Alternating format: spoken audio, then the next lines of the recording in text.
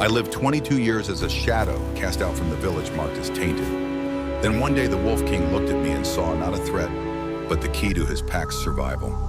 The moonlight cast long shadows through the ancient pines of Silver Ridge. A young woman ran through the underbrush, her breath coming in ragged gasps that crystallized in the cold Montana air. Eleanor Grey had always been fast, but tonight she needed to be faster. The hunting party was gaining ground. There she is, the witch girl. Torchlight flickered through the trees behind her. Eleanor pushed herself harder, ignoring the burning in her lungs and the sting of branches slashing across her face. Her long brown hair had come loose from its practical braid, whipping behind her like a banner that only made her easier to track. Don't let her reach the boundary stones. Eleanor knew these woods better than anyone. She had spent her life as an outcast, finding solace in the wilderness, where the judgmental stares of the village couldn't reach her. Now that knowledge was her only chance at survival. The voice that narrated this memory wasn't the frightened whisper of a young woman in peril. It was deeper, weathered by time, carrying the weight of decades. I was 22 then, spoke Eleanor now, 70 years old, her voice strong despite the years that had passed. Running for my life because a child had fallen ill and they needed someone to blame. The scene shifted, dissolving like mist at dawn. An old woman with silver-streaked hair sat before a crackling fire surrounded by eager young faces. Her amber eyes, unusual and striking, even in her advanced age, reflected the dancing flames.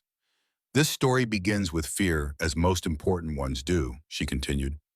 But it's also about finding courage when you're certain you have none left. About discovering that what marks you as different might be your greatest strength. Young Eleanor crested a hill, her lungs burning. Ahead lay Salvation, a line of ancient stones marking the boundary between village lands and the forbidden territory owned by the reclusive Blackwood family. No villager dared cross those stones, not even to chase a suspected witch. She leapt over the boundary marker just as a rock whistled past her ear. Landing hard on the other side, she tumbled down a short embankment, coming to rest against the gnarled roots of an oak. The hunting party halted at the stones, their torches illuminating, faces twisted with superstition and fear.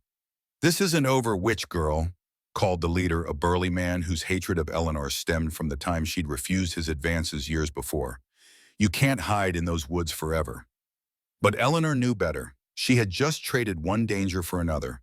The villagers feared these woods for good reason. The Blackwoods were not ordinary landowners.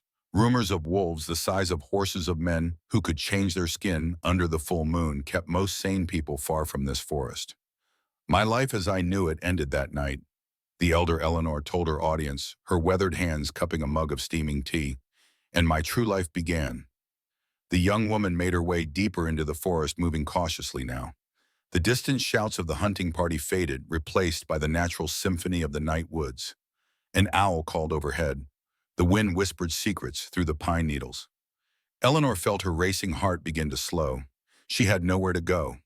Her small cabin at the edge of the village was surely being ransacked even now. Everything her grandfather had taught her about herbs and healing, all her carefully dried plants and tinctures, would be destroyed as evidence of witchcraft. Marcus Grey had raised Eleanor after her parents died in a flash flood when she was just 5 years old. A former soldier turned healer, he had taught her everything he knew about surviving in a world that feared what it didn't understand. "Trust your instincts, Ellie," he would say, his voice gravelly from years of smoking his pipe. "True strength isn't in muscles or teeth or claws, it's in here." He would tap his temple with a weathered finger. "Experience and knowledge. Those are weapons nobody can take from you." Eleanor touched the crescent-shaped birthmark on her wrist, tracing its familiar outline. It was this mark, along with her unusual amber eyes, that had first set her apart in a village that feared differences. Marcus had told her to be proud of these distinctions, but he had also taught her to hide them when necessary. "Your birthmark is not a curse," he had insisted.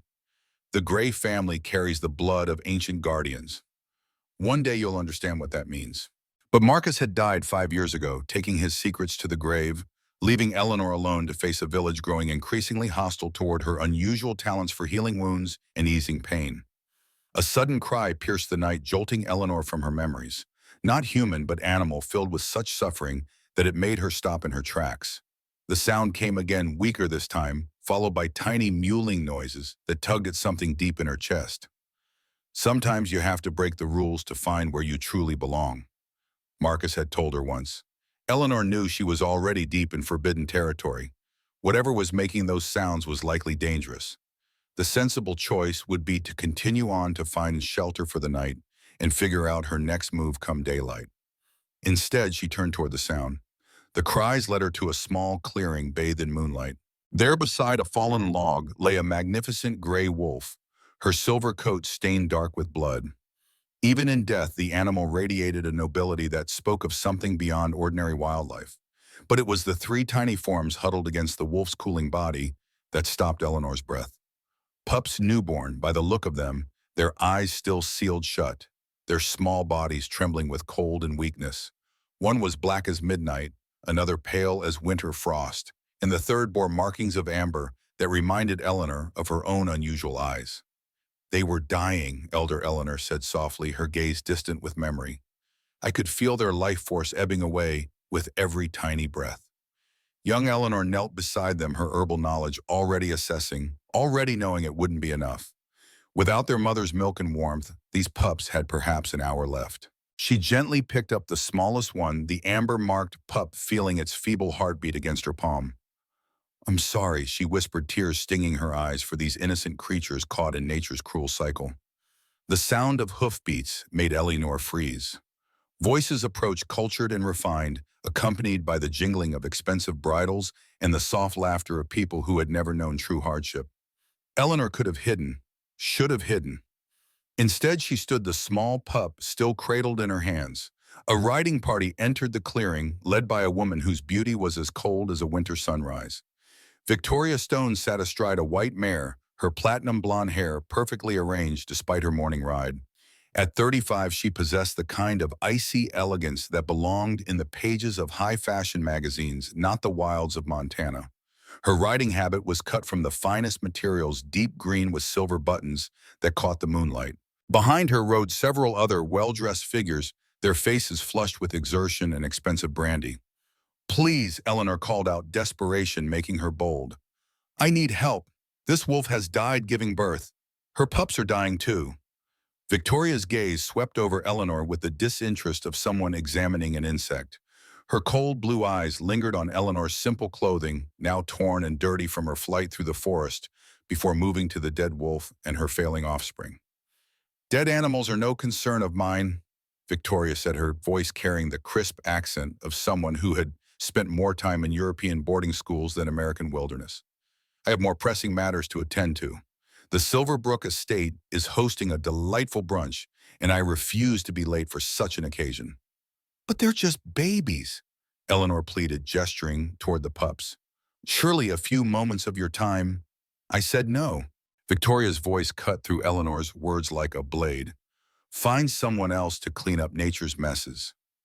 I have a reputation to maintain." With that, she spurred her horse forward, her entourage following in a rustle of expensive fabric and entitled laughter. One younger rider glanced back with what might have been sympathy, but none of them stopped. Eleanor stood alone once more, the dying pup cradled against her chest, fury and despair warring within her. "Heartless witch," she muttered, then immediately felt guilty for the harsh words. She knelt again beside the other pups, gathering all three against her body, trying to share what warmth she could. Their fur was softer than anything she'd ever touched, but she could feel how thin they were, how their small bones pressed against her palms like fragile twigs ready to snap. "I don't know what to do," she whispered, tears spilling down her cheeks. "I don't know how to save you." That was when it happened. A strange warmth began to build in her chest, spreading outward through her arms and into her hands. Eleanor gasped, nearly dropping the pups in surprise. The sensation was unlike anything she had ever experienced, like sunlight flowing through her veins. Her hands began to glow with a soft golden light. Eleanor stared in shock, certain she must be hallucinating from exhaustion and grief. But the glow remained pulsing gently in rhythm with her heartbeat, and beneath her glowing hands something impossible was happening. The pups' breathing began to deepen and strengthen. Color returned to their tiny noses and paw pads. The smallest one, the amber-marked pup, let out a tiny yip of protest as strength flowed back into its small body. The crescent birthmark on Eleanor's wrist pulsed with an inner light of its own burning, not with pain but with a strange intoxicating power that flowed through her like liquid gold.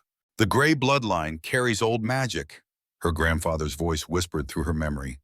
Ancient gifts from the time when humans and wolves walked as equals under the moon's blessing. But such gifts come with a price, and the world has grown cruel to those who bear them. As the pups stirred to full, healthy life beneath her touch, Eleanor finally understood what her grandfather had meant. His stories hadn't been mere tales after all. The golden light faded slowly, leaving Eleanor drained but exhilarated. The pups, now vigorous and alert, began to squirm in her arms, making small sounds of hunger and confusion. Impossibly, their eyes had opened, revealing colors that defied nature's silver for the black pup, ice blue for the white one, and molten gold for the smallest with amber markings. "This isn't possible," Eleanor breathed. Wolf pups weren't supposed to open their eyes for weeks. But as she spoke the words, she knew she was lying to herself. Nothing about this situation was natural. The power that had flowed through her hands, the way the dying pups had responded to her touch, the strange heat that now seemed to live beneath her skin, all of it pointed to one terrifying conclusion: magic. Eleanor looked down at the pups, who were now attempting to crawl up her arms, their movements already stronger and more coordinated than should have been possible for newborns. "Midnight," she said suddenly, the name rising unbidden as she looked at the black pup with the silver eyes. "Frost." She continued, her gaze shifting to the pale one with ice blue eyes. "And you," she said, lifting the golden-eyed pup closer to her face. "You're Amber." The names felt right, as if they had always belonged to these creatures.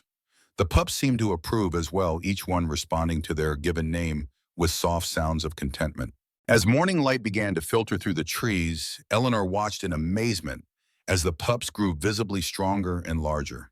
By midday, they were the size of month-old puppies, and by afternoon, they were attempting to stand on legs that should not have supported them for weeks yet. Every time she touched them, Eleanor could feel her healing power responding, accelerating their natural development in ways that defied everything she knew about biology. The magic flowed through her like honey through warm stones, sweet and natural and terrifyingly powerful. Eleanor knew she needed shelter. The forest was vast, but she couldn't wander indefinitely with 3 rapidly growing wolf pups. The villagers would never welcome her back. She was truly alone now, except for these 3 impossible creatures that fate had placed in her care. "I'll protect you," she promised the pups as they curled against her for a nap. "Somehow we'll figure this out together." She didn't know then how prophetic those words would prove to be. The sound of someone approaching made Eleanor tense, reaching for a branch to use as a weapon. The pups sensed her alarm, huddling closer, their small bodies already protective of their savior. An elderly man emerged from the trees, leaning heavily on a carved wooden staff. His white hair and beard were neatly trimmed, his clothing practical but well-made. Deep lines etched his face, speaking of a life fully lived, but his blue eyes were sharp and clear beneath bushy white brows. "At last," he said, his voice surprisingly strong for a man who appeared to be in his 70s. "A true guardian after all these years." Eleanor rose to her feet, positioning herself between the stranger and the pups. "Who are you?" "William Reed," the old man replied, inclining his head slightly. "Advisor to the Blackwood family for more decades than I care to count." His gaze fell to the pups, then to the golden light still faintly visible around Eleanor's hands. "I've been waiting 50 years to meet a true guardian. Now I fear our time is short." "I don't understand," Eleanor said, though something deep within her responded to the word guardian, as if recognizing a truth she had always known. William's weathered face softened. "No, I suppose you wouldn't. Your grandfather should have told you more, prepared you better." Eleanor stiffened. "You knew my grandfather?" William nodded, a shadow of old grief passing across his features.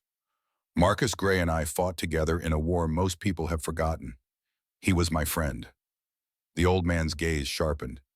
"And now it seems his granddaughter has inherited the family gift just as he feared."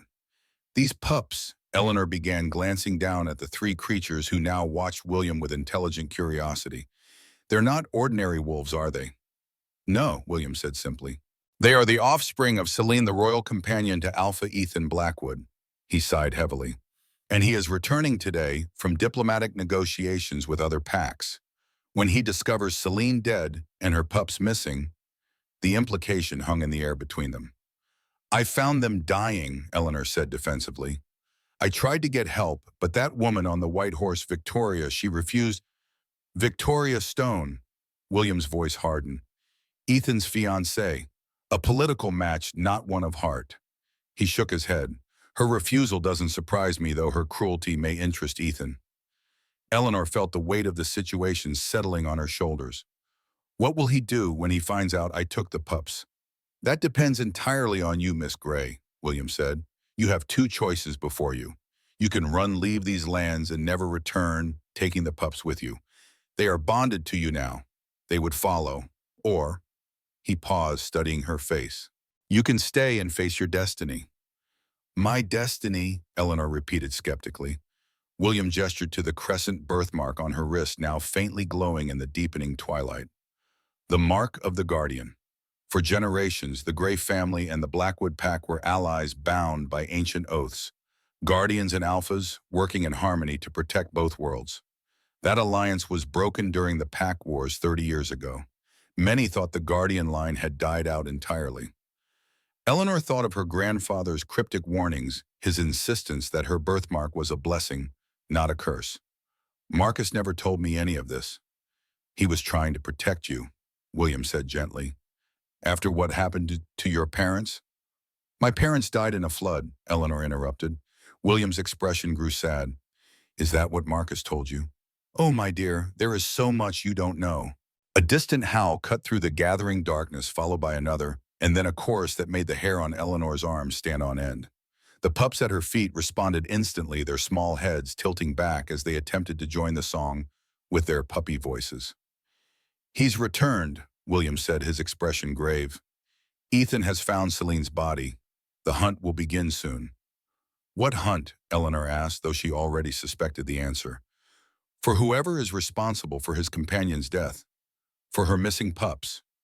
William fixed her with a steady gaze. You must decide quickly, Eleanor Grey. Run or face what comes. Eleanor thought of her grandfather's words echoing from her childhood. Running only prolongs fear. Facing it ends it. Before she could respond, the three pups suddenly grew agitated. They circled restlessly, whining and pawing at the ground. Their bodies seemed to quiver with an energy that hadn't been there moments before. What's happening to them? Eleanor asked, alarmed by their behavior. William watched with a mixture of awe and concern. They sensed their alpha. The blood bond calls to them. Midnight, the largest pup suddenly raced to the edge of the small clearing where Eleanor had made their temporary camp. Frost and Amber quickly followed their small bodies, moving with a coordination that belied their youth. Wait, Eleanor called, rushing after them, but it was too late. The pups burst through the underbrush, their powerful legs carrying them swiftly away from her. They were heading north toward the heart of Blackwood territory. Eleanor turned to William, panic rising in her chest. I have to go after them. They're answering the call of their true master, William said. You cannot stop them now. But they need me, Eleanor insisted. They're still too young, too vulnerable. William studied her for a long moment. Are you certain it's not you who needs them?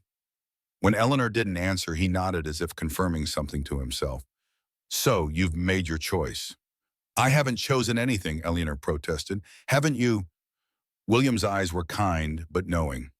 The path of the Guardian is never easy, Eleanor Grey, but perhaps it is time for the old alliances to be renewed.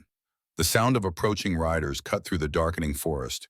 Hoofbeats, the jingle of weapons, the low murmur of trained men moving with purpose. Blackwood's guards, William confirmed, straightening his posture and adjusting his grip on his staff. They've picked up the pups' trail, which will lead them directly to us. Eleanor felt trapped between impossible choices, her mind racing to find an escape that wouldn't involve abandoning the pups she had saved.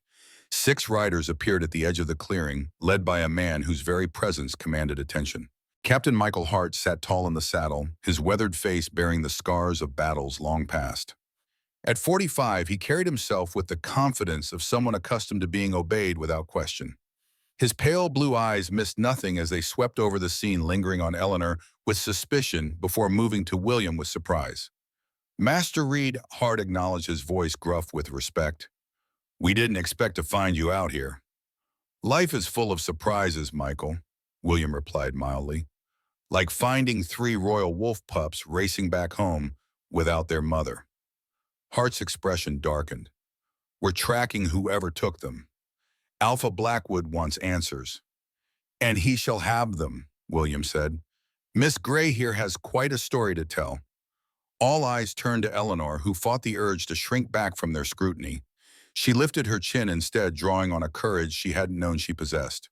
Miss Grey is my guest. William continued his tone, making it clear this was not open for debate.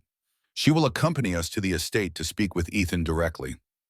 Hart's jaw tightened, but he nodded curtly. As you wish, Master Reed. But she rides with me where I can watch her. William stepped closer to Hart's horse, his voice dropping so only the captain could hear. She is not what you think, Michael. She is something far more valuable. Alpha will want her treated with respect. Hart looked skeptical, but gave a short nod. He extended a hand down to Eleanor. Come, Miss Grey. Your presence is required at Blackwood Manor. Eleanor hesitated, looking to William for reassurance. Remember what your grandfather taught you, the old man said softly. Trust your instincts. Eleanor took a deep breath and placed her hand in Hart's, allowing him to pull her up behind him on the horse. What's so special about her that has you playing protector? Old man Hart asked William, his voice low with curiosity. She's just a village girl. William smiled enigmatically as he mounted another guard's offered horse. Some questions are better answered in time, Captain. This is one of them. As the party began the journey toward Blackwood Manor, Eleanor watched the forest pass by in the gathering darkness. Somewhere ahead, 3 wolf pups raced towards a destiny that seemed inexorably linked with her own. I didn't know then what awaited me, Elder Eleanor told her rapt audience, the firelight playing across her lined face. I only knew that for the first time in my life, I was following a path that felt right even as it terrified me. She looked down at her wrist where the crescent-shaped birthmark still showed faintly against her aged skin. Sometimes the things we fear most about ourselves are the very things the world needs most from us. The young faces surrounding her leaned closer, eager for what would come next in her tale. That night, she continued, her amber eyes reflecting memories of both joy and pain. I entered the world of the Blackwoods, not knowing if I faced my end or my beginning. What I discovered there would change everything I thought I knew about myself, about my family's legacy, and about the man they called the Alpha King. The fire crackled in the hearth, casting long shadows across the room, as Eleanor Grey, once outcast and now revered, continued the story of how a village healer became the last guardian. The story of how she saved a pack, found her purpose, and in the process might have saved herself. Blackwood Manor rose from the Montana wilderness like something from another age. Massive walls of dark granite stretched toward the star-filled sky windows, glowing with amber light against the gathering night. Turrets and towers spoke of old wealth of a family whose roots ran deeper than the newly formed nation that surrounded them. Eleanor Grey sat stiffly behind Captain Hart as they approached the imposing iron gates. Her hands trembled slightly, and she clasped them tightly together to hide her fear. The 3 wolf pups had outpaced the riding party, disappearing into the darkness ahead like smoke on the wind. Some say this land belonged to the Blackwoods before America even had a name, William Reed remarked, riding alongside them. His voice carried the comfortable cadence of a storyteller who had shared these tales many times before. They came from the old country, following something that called to their blood. The gates swung open silently as they approached, operated by unseen hands. Beyond lay a sweeping courtyard of cobblestones worn smooth by centuries of use. Torches blazed in iron brackets, casting dancing shadows across the ancient stones. Guards stood at attention, their faces impassive but alert. Eleanor felt their eyes tracking her, assessing the potential threat she represented. She straightened her spine, refusing to be cowed despite her torn clothing and disheveled appearance. The Alpha will want to see her immediately, Hart said as they dismounted. He reached up to help Eleanor down from the horse, his grip firm but not unkind. The Alpha will want facts before judgment. William corrected, his blue eyes twinkling with an authority that belied his advanced age. Miss Grey has had quite an ordeal. She requires a moment to compose herself. Hart's jaw tightened, but he nodded curtly. Very well, 1 hour. Then I escort her to the Alpha's study, with or without you, old man. William smiled. Your courtesy is appreciated, Michael. As Hart stalked away, Eleanor turned to William with wide eyes. An hour? What am I supposed to do in an hour? These people think I stole those pups. They might even think I killed their mother. These people, William replied gently, have lived alongside magic and mystery for generations. They know there is more to this world than most humans can comprehend. He gestured toward a side entrance. Come, there's something you need to see before you meet Ethan. William led Eleanor through corridors lined with tapestries depicting great hunts and battles.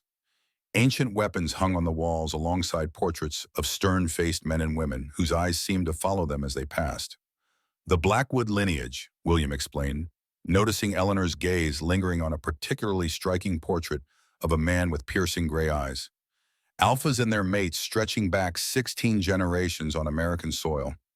They came at last to a heavy oak door bound with iron bands that spoke of both decoration and security.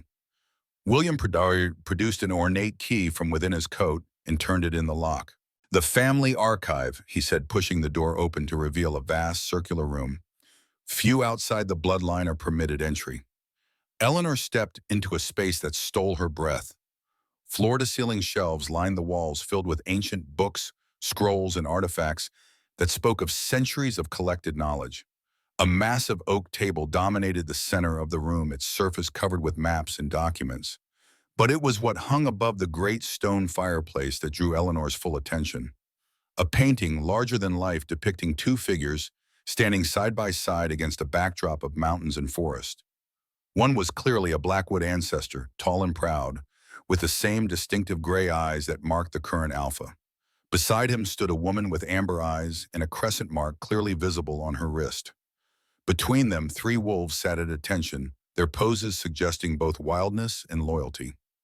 The First Alliance, William said softly. Jeremiah Blackwood and Sarah Grey, 1723. The beginning of the pact between Guardians and Alphas. Eleanor stared at the painting, her mind struggling to process what this meant. My family, we've been connected to the Blackwoods for centuries. William nodded, moving to a glass case near the table. The Grey family carried ancient magic in their bloodline passed down from mother to daughter, occasionally appearing in the sons. The ability to heal, to strengthen the bond between human and wolf, to maintain balance between the natural world and the supernatural one. He carefully opened the case and removed a leather-bound journal, its pages yellow with age. Your grandfather wasn't just my friend Eleanor. He was a guardian like his father before him and like you are now. Eleanor shook her head, overwhelmed by revelations that challenged everything she had believed about herself and her family. But if my grandfather was a guardian, why did he hide it from me? Why raise me in that village among people who feared and hated us? William's weathered face grew somber. Because 30 years ago, something happened that shattered the alliance. The Pack Wars. He gestured for Eleanor to sit at the table, placing the journal before her. This is Marcus's account of those days. I suggest you read quickly. Your hour grows short. Eleanor opened the journal with trembling fingers, recognizing her grandfather's neat, precise handwriting. She began to read, and as the words flowed across the page, it was as though she could hear his voice once more. June 12, 1992. The unthinkable has happened. Richard Blackwood is dead, murdered by his own brother Thomas in a coup that has thrown the pack into chaos. As guardian, I tried to intervene to maintain the peace that has existed between our families for generations. I failed. Thomas refuses to acknowledge the ancient pact. He claims the time of guardians has passed, that science and modern weapons provide all the protection the pack requires. Worse, he has begun hunting those of us with the old magic, claiming we represent a threat to his new order. My beloved wife Catherine is dead, killed while trying to protect a group of children during Thomas's attack on the Guardian Sanctuary. Our daughter Elizabeth and her husband Robert have fled with their child, my granddaughter Eleanor. The birthmark is already visible on the child's wrist. The gray magic runs strong in her. I dare not write where they have gone. These pages might fall into enemy hands. I can only pray that they find safety far from Blackwood territory, and that someday when Eleanor comes of age, the alliance might be restored. Eleanor looked up from the journal, her vision blurred with tears. My parents didn't die in a flood, she whispered. They were murdered. William nodded gravely. Thomas Blackwood's reign of terror lasted 5 years. By the time Ethan was old enough to challenge his uncle for leadership, most of the Guardians had been killed or had gone into hiding. Your parents managed to escape with you, but they were tracked down when you were 5. And my grandfather found me, Eleanor said, pieces of her past falling into place with terrible clarity. He took me to that village, changed our names. He protected you the only way he knew how. William confirmed, by hiding you in plain sight in a place so ordinary that Thomas would never think to look. Eleanor touched the crescent birthmark on her wrist, feeling the echo of power that had saved the wolf pups. And now, what happens now? Before William could answer, the door to the archive swung open. Captain Hart stood in the doorway, his expression hard. "Time's up," he announced. "The Alpha has returned from the burial grounds. He demands to see the girl immediately." William rose with the dignity of his years. "She is not the girl, Michael. She is Eleanor Grey, last of the Guardian bloodline, and she will be treated with the respect her position demands." Hart's eyes widened slightly at the revelation, his gaze moving to Eleanor with new assessment. "Guardian, there hasn't been a confirmed Guardian in decades. And yet here she stands," William replied. "Now shall we keep the Alpha waiting, or shall we proceed with the courtesy this moment in history deserves?" Hart stepped aside, gesturing for them to follow. Eleanor rose on unsteady legs, her mind racing with all she had learned in the past hour. As she passed the portrait of Sarah Grey and Jeremiah Blackwood, she felt an odd kinship with the woman whose blood flowed in her veins. The Alpha's study occupied the eastern tower of Blackwood Manor, a circular room with windows that overlooked the vast forest stretching toward distant mountains. Like the archive, it was lined with books and maps, but these showed signs of regular use rather than preservation. A massive desk of polished oak dominated one side of the space, while a fireplace large enough to roast a deer blazed opposite. Ethan Blackwood stood with his back to the door, staring into the flames. At 30, he carried himself with the weight of authority that came from both birth and battle. His broad shoulders filled out a black shirt that had been tailored to accommodate his powerful frame, and when he turned to face them, Eleanor felt her breath catch. His eyes were not the gray of his ancestors in the portraits. They were a pale Arctic blue that seemed to glow with an inner light. A scar ran along his left jawline, a reminder of the battle that had won him his position as Alpha. His dark hair was longer than fashion dictated, curling slightly at the nape of his neck. But it was the raw grief and rage in his expression that struck Eleanor most forcefully. This was a man who had just buried a beloved companion. "Captain," Ethan acknowledged Hart with a curt nod before his gaze settled on Eleanor. His nostrils flared slightly, and Eleanor knew he was taking in her scent, cataloging her as friend or foe. "This is the one found near where Celine died." "Yes, Alpha," Hart confirmed. "Master Reed insisted on bringing her directly to you." Ethan's gaze shifted to William, some of the hardness leaving his expression. "Old friend, your presence during this time is appreciated." William inclined his head. "My condolences for your loss, Ethan. Celine was a magnificent companion. She deserved better than to die alone in the woods," Ethan said, grief roughening his voice. He turned his attention back to Eleanor. "Tell me, Miss Grey." Eleanor supplied her voice steadier than she had expected. "Eleanor Grey." Something flickered in Ethan's eyes at her name, too quick to interpret. "Tell me, Miss Grey, what you were doing in my forest with my wolves." Eleanor squared her shoulders, drawing on courage she hadn't known she possessed. "I was gathering herbs at the boundary of the forest when I heard sounds of distress. I found your wolf Celine already dead. She had given birth, but the pups were dying in the cold. And you decided to take matters into your own hands." Ethan's voice carried a dangerous edge. "I tried to get help," Eleanor countered. "Your fiancée, Victoria Stone, rode by with her companions. I begged for assistance, but she refused. Said she had more important social engagements to attend to." Ethan's expression darkened. "Victoria was in the forest this morning." "Yes," Eleanor confirmed, "on a white mare wearing a green riding habit. She looked directly at the dying pups and chose to do nothing." "An interesting accusation," came a melodious voice from the doorway. Victoria Stone glided into the study, her platinum hair now arranged in an elegant chignon, her slim figure showcased in a dress of deep emerald silk. "One might almost think you were trying to shift blame for your own actions." Victoria moved to Ethan's side, placing a possessive hand on his arm. "My love, I was nowhere near the northern forest this morning. Lady Silverbrook can confirm I was with her planning details for the engagement gala." Eleanor felt a surge of indignation. "That's not true. You were there. You looked right at me at the pups." "I've never seen this woman before in my life," Victoria stated coldly. "Though I've heard rumors of a wild girl who lives at the edge of the village, a suspected witch who deals in herbs and strange brews." Her blue eyes narrowed. Perhaps she killed your precious Celine for her magical concoctions and now seeks to blame others. Eleanor took a step forward, fury overriding caution.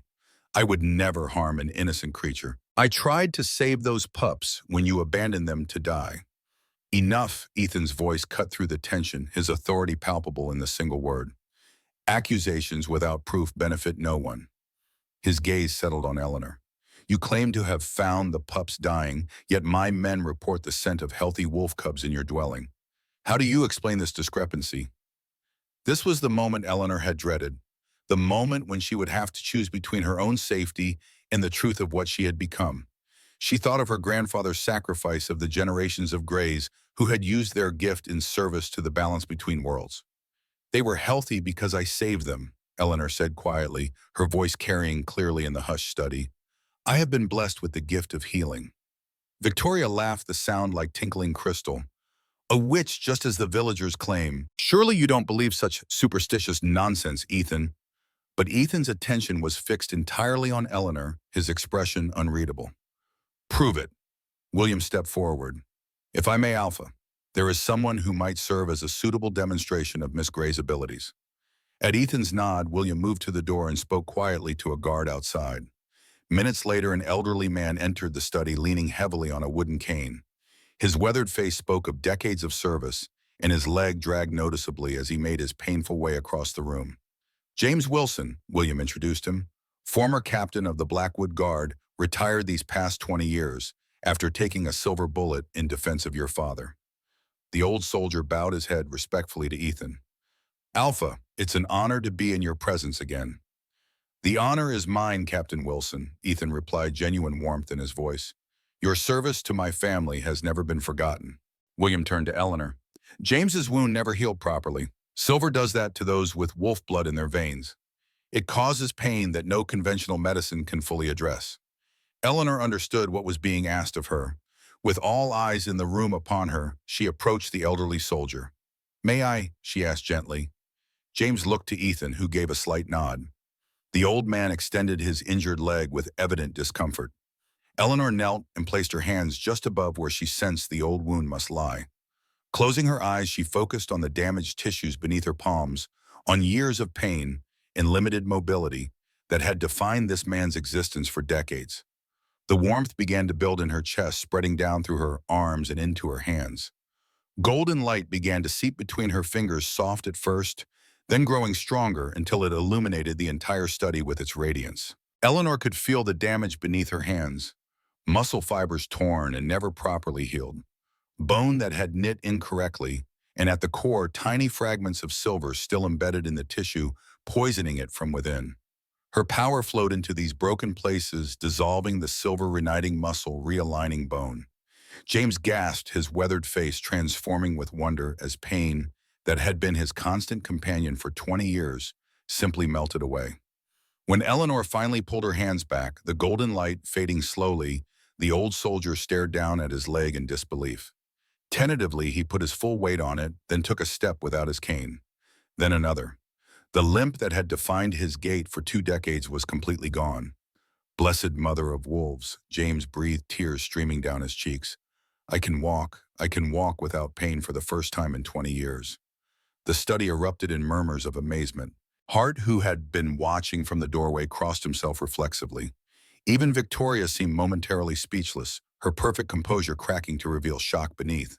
But Eleanor saw none of this. Her attention was fixed entirely on Ethan Blackwood, who was staring at her with an expression she couldn't begin to interpret. His blue eyes seemed to burn with inner fire, and his scent had changed subtly, carrying notes of cedar and wild herbs and something undefinably masculine. It was then that the doors to the study burst open with enough force to rattle the ancient hinges. Through them bounded 3 wolf pups, their coats gleaming with unnatural luster, their eyes bright with intelligence and joy. Midnight Frost and Amber had found their way to the heart of Blackwood territory, and they moved with the confidence of creatures returning home. The guards at the door made no move to stop them, too astonished by the sight of pups that should have been newborns, but were already the size of adolescent wolves. Eleanor expected them to go to Ethan. He was their rightful master, the alpha whose bloodline they carried. But as they approached, something unexpected happened.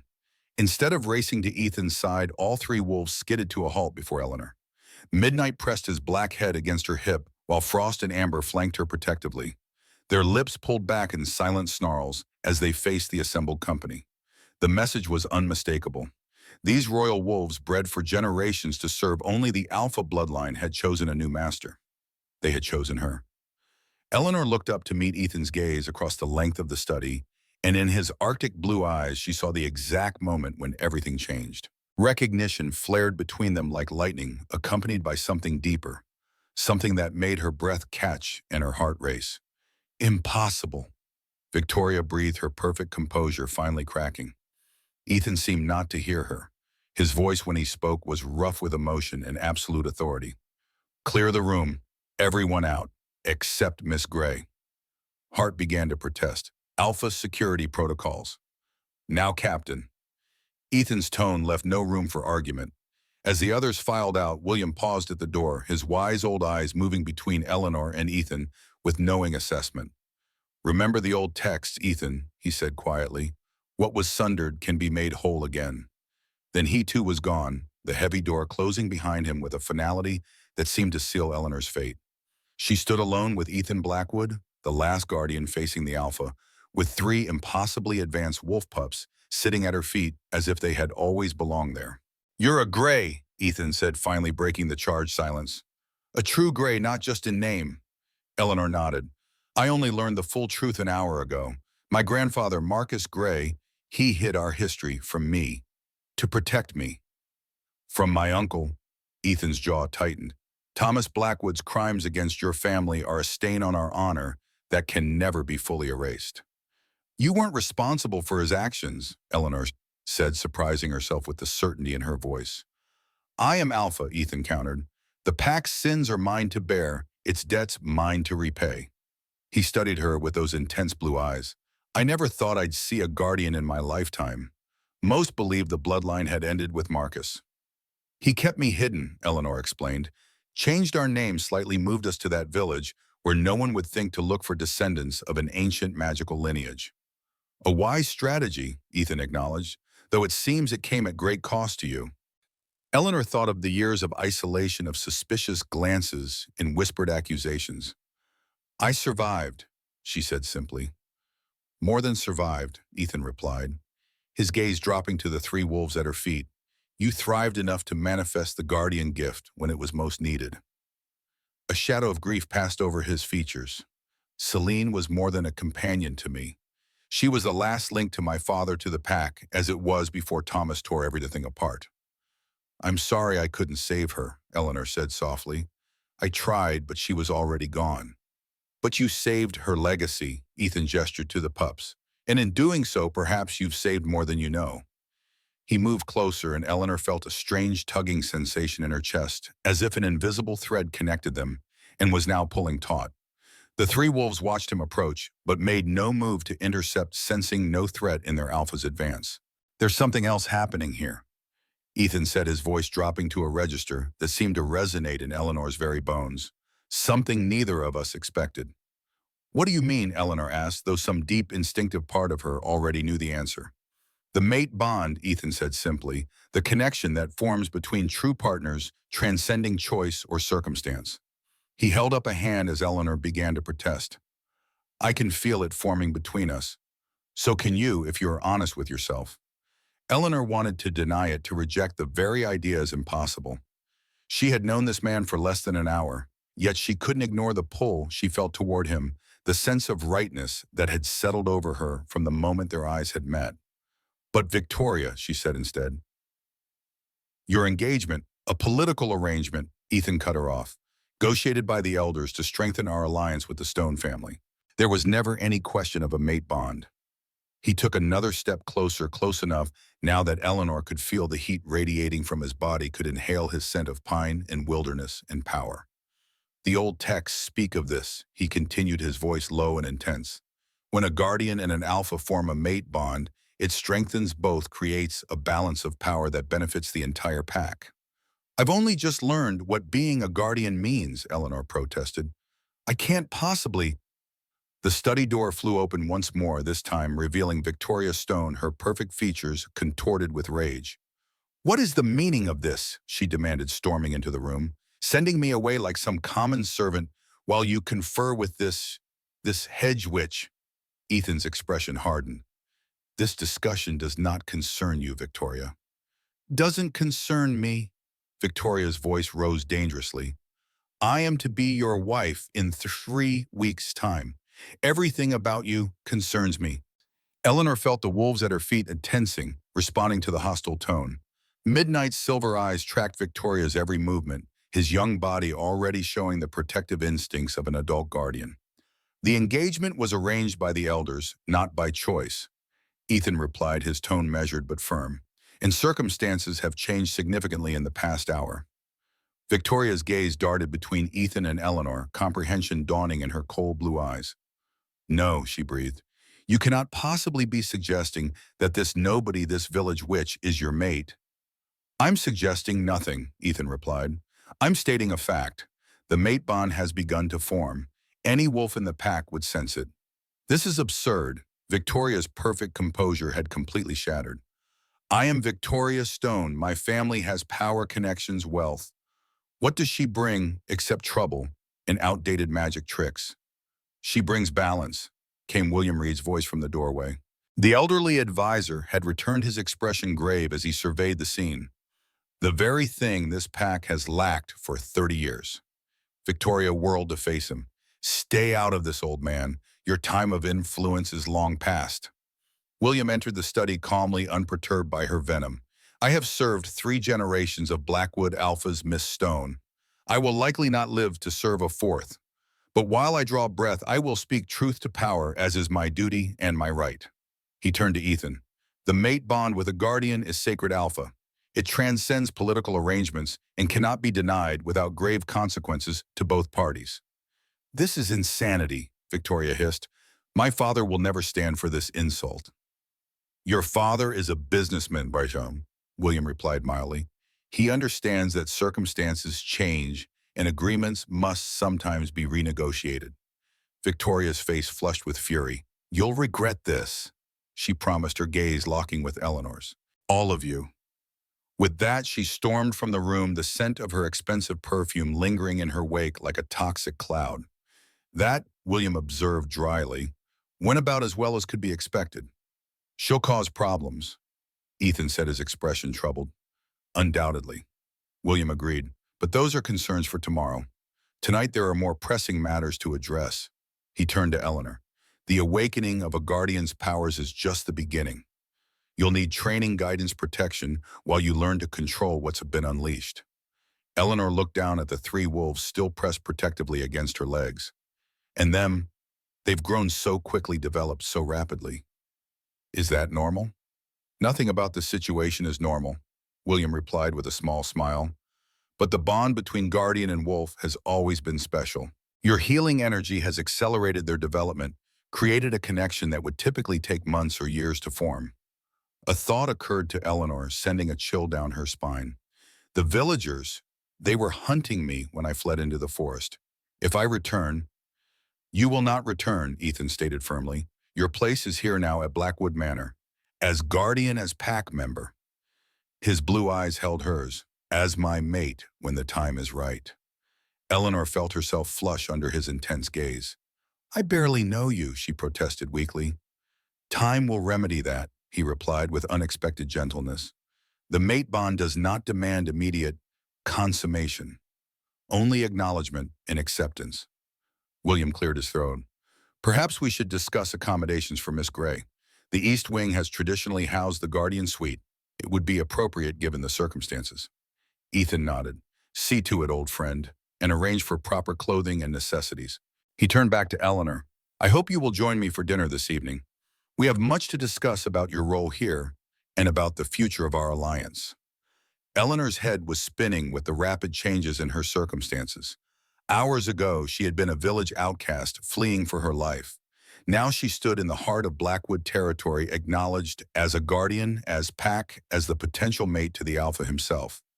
"This is a lot to process," she admitted. "Indeed," William agreed sympathetically. Destiny rarely arrives at a convenient moment, my dear. A commotion in the corridor outside drew their attention. Captain Hart burst into the study, his expression urgent. Alpha, we have a situation at the southern perimeter. Multiple intruders detected crossing onto Blackwood land. Ethan's demeanor shifted instantly from potential suitor to warrior chief. Details. At least a dozen men heavily armed, Hart reported crisply. Not hunters. Their movements suggest military training. Eleanor felt a chill of premonition. The villagers, she said, they must have followed my trail. Ethan's expression darkened. No village hunting party moves with military precision. He turned to Hart. Full security protocol.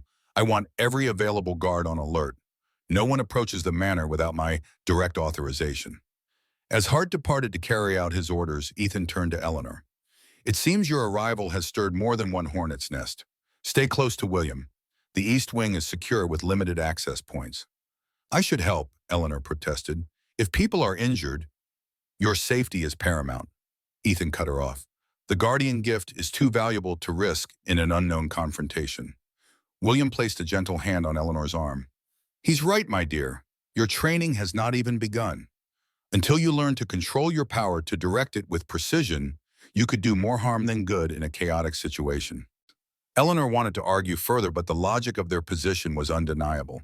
She had no combat training, no experience with her newly awakened abilities beyond the instinctive healing of the wolf pups. Very well, she conceded reluctantly, but if anyone is seriously injured, I want to be informed immediately. Ethan's expression softened slightly. Your compassion does you credit. I will send word when the situation is resolved. His gaze lingered on her face for a moment longer than necessary. Be safe, Guardian. As he strode from the room, his powerful frame radiating lethal purpose, Eleanor felt that strange tugging in her chest again. The mate bond still forming, still tentative, but undeniably real. Come, William said gently. Let us get you settled while the Alpha does what he does best. Which is what exactly, Eleanor asked as they left the study, the three wolf pups trailing obediently behind them. William's weathered face creased in a smile that carried both pride and sadness. Protecting what's his, my dear, at any cost. As they made their way through the ancient corridors of Blackwood Manor, Eleanor couldn't shake the feeling that she had stepped into a story far larger and more complex than she could yet comprehend. Her grandfather's journal had hinted at decades of conflict, of bloodshed and betrayal that had severed the ancient bonds between guardians and alphas. Now, through some twist of fate, she found herself at the center of forces that might either heal those ancient wounds or tear them open anew. The east wing of the manor proved to be a series of elegantly appointed rooms that looked as though they had been maintained meticulously despite decades of disuse. The walls were lined with tapestries depicting scenes of wolves and humans working in harmony, of healing rituals and protective circles. The Guardian's traditional quarters, William explained as he showed Eleanor into a spacious sitting room. No one has occupied these rooms since the last Guardian your grandfather fled with your parents 30 years ago. Eleanor ran her fingers along the spines of books that filled floor-to-ceiling shelves along one wall. All these belonged to my family. To generations of Greys, William confirmed. Journals, grimoires, histories of your lineage and its connection to the Blackwood Pack. He gestured to a door on the far side of the room. Through there you'll find your personal chambers. I took the liberty of having fresh linens prepared and appropriate clothing will be delivered shortly. Eleanor felt overwhelmed by the opulence surrounding her. After years of living in a simple cabin with the barest necessities, the luxury of the Guardian suite seemed almost obscene. This is too much, she protested weakly. William's expression grew serious. It is exactly what you deserve, what your bloodline has earned through centuries of service and sacrifice. He moved to a small table where a tea service had been arranged. Now, while we wait for news from the perimeter, perhaps it's time I began your education in earnest. He poured 2 cups of steaming tea, handing one to Eleanor. The Guardian gift manifests differently in each generation, shaped by the individual's character and the needs of their time. He gestured to the 3 wolf pups who had settled on a luxurious rug before the fireplace. Your particular manifestation appears to be exceptionally powerful healing energy with a specific affinity for wolves. Eleanor sipped the fragrant tea, allowing its warmth to soothe her frayed nerves. Why now? Why did the power awaken today, after 22 years of dormancy? William settled into an armchair with the comfortable ease of an old man who had earned his rest. The gift responds to need to desperate circumstances. Your desire to save those pups was the catalyst, but the power has always been within you waiting. Like a muscle that hadn't been exercised, Eleanor suggested. Precisely, William nodded approvingly. And like any muscle, it will grow stronger with use, more precise with training. He set his teacup down. But there is something you should know, something Marcus may not have had the chance to warn you about. The serious tone of his voice made Eleanor tense. What is it? The guardian gift has two faces, William explained.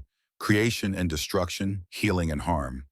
They are two sides of the same coin, inseparable and equally powerful. Eleanor thought of the golden light that had flowed from her hands, bringing life and strength to the dying wolf pups. I don't understand. How could healing energy cause harm? What heals can also hurt when directed differently, William replied. The same energy that knits tissue can tear it apart. The power that strengthens a weakened heart can stop a healthy one. His blue eyes held hers steadily. As your abilities grow, you must learn to control not just the healing aspect, but also its destructive counterpart. A chill ran down Eleanor's spine. Has this happened before? Have guardians lost control? William's expression grew somber. There are stories, ancient tales of guardians whose grief or rage twisted their gift into a weapon. It is rare, but possible. He leaned forward. This is why training is essential. This is why the balance between guardian and alpha has always been crucial. The mate bond, Eleanor said softly, beginning to understand. It's not just tradition or a preference. It's a safeguard. For both parties, William confirmed, the alpha's strength is tempered by the guardian's compassion. The guardian's power is grounded by the alpha's stability. He smiled slightly. Your grandfather and Ethan's father maintained that balance for many years as friends rather than mates. Different but effective. Eleanor was about to ask more when the sitting room door burst open. Captain Hart stood in the doorway, his uniform torn and bloodied, his expression grim. We need the healer, he said without preamble. The alpha is down. We need the healer. The alpha is down. The words struck Eleanor like physical blows.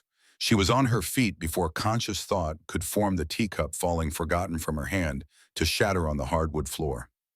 What happened? William demanded, rising with surprising agility for a man his age.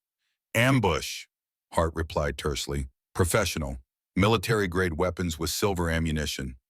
His gaze shifted to Eleanor, assessment mixed with desperate hope. Can you help him? Eleanor was already moving toward the door. Take me to him. The three wolf pups followed, their young bodies tense with shared anxiety. Even at their accelerated stage of development, they were too young for battle, but their instinct to protect both their alpha and their guardian overrode caution. As they hurried through the manor's ancient corridors, William kept pace beside Eleanor despite his years. Remember what I told you about balance, he counseled, his voice low. In moments of crisis, emotion can overwhelm control. Your grandfather once told me, the greatest power of age is the ability to remain calm when youth would panic. That wisdom may serve you now. Hart led them swiftly through corridors that seemed endless, down staircases worn smooth by centuries of use, and finally into what appeared to be a medical facility housed in the manor's lowest level. Modern equipment stood alongside ancient stone walls, the marriage of tradition and innovation that seemed to define the Blackwood legacy. Ethan lay on a treatment table, his powerful body unnaturally still. His shirt had been cut away, revealing a torso mapped with old battle scars, and now 3 fresh wounds that leaked blood the color of burgundy wine. The distinctive smell of silver poisoning hung in the air, acrid and wrong. A doctor in surgical scrubs looked up as they entered, his expression shifting from professional detachment to confusion at the sight of Eleanor. Who is this? I need space to work, not spectators. She's the guardian. William said the simple statement, carrying enough weight that the doctor stepped back automatically. Eleanor moved to Ethan's side, assessing the wounds with eyes that suddenly seemed able to see beneath skin and muscle to the damage beneath. 3 silver bullets still lodged in his body, one in his shoulder, one in his chest, perilously close to his heart, and one in his abdomen. The silver was spreading its poison through his system, with every heartbeat weakening the extraordinary healing ability that was his birthright as Alpha. He's dying, she said softly. The knowledge came not from medical training, but from some deeper instinct awakened with her power. "Can you save him?" Hart asked, naked concern replacing his usual stoic demeanor. "I can try." Eleanor placed her hands above the wound nearest Ethan's heart, the most critical of the three. "But I need everyone to step back. Give me space." As the others retreated to the edges of the room, Eleanor closed her eyes and focused on the energy within her. The golden warmth that had saved the wolf pups seemed reluctant at first, exhausted from her earlier healing of James Wilson. But as she thought of Ethan, of the connection forming between them, of the ancient alliance between their bloodlines, of the future that might yet be possible, the power responded, flowing through her in a wave of brilliant heat. Her hands began to glow, the light stronger and more focused than before. She could feel the bullet beneath her palms, the foreign metal poisoning Ethan's powerful body. With newfound precision, she directed her energy to encapsulate the silver to neutralize its toxic effects, while simultaneously beginning to repair the damaged tissue around it. "The bullet has to come out," she said, her voice distant, even to her own ears, as she maintained her focus on the healing energy.